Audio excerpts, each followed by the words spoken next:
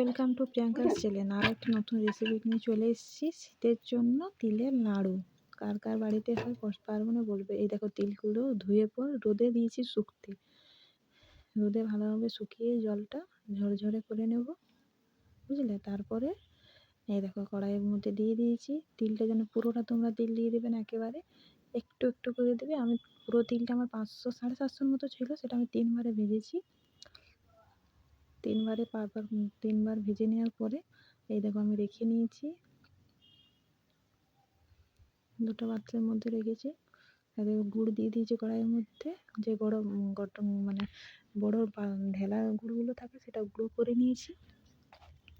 আর গুঁড়ো করে একটু পরিমাণ জল দেবো এর মধ্যে, বেশি জল দেবো না, বুঝলে, তাহলে ভালো হবে তোমাদের। দেখো আমি কতটুকু পরিমাণ জল দিয়েছি বুঝতেই পারছো। যে জলটা দেওয়ার পরে তিলটা দিয়ে দিয়েছি।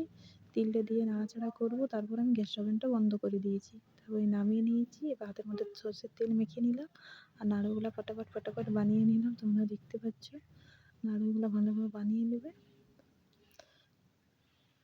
দেখো ফটাফট। তোমরা কে কোথা থেকে ভিডিওটা দেখছো সবাই একটু কমেন্ট করে জানাবে তোমাদের রেসিপিটা কেমন লাগলো। এই শীতে এখন পৌষ পার্বণের জন্য তিলের নাড়ু, মুড়ির নাড়ু, চিড়ের নাড়ু সব কিছু এখন রেসিপি চেষ্টা করবো তোমাদের দেওয়ার জন্য। নেক্সট তোমরা কোনটার ভিডিও দেখতে পছন্দ সেটা তোমরা একটু জানাবে। আমার নাড়ুগুলো হয়ে গেছে, একটা গোল বানিয়েছি, একটা চ্যাপ্টা ডিজাইন। তোমাদের কোনটা পছন্দ হয়েছে তোমরা কমেন্ট করে জানাবে। Bye bye, tata. আজকের মতো এখানে।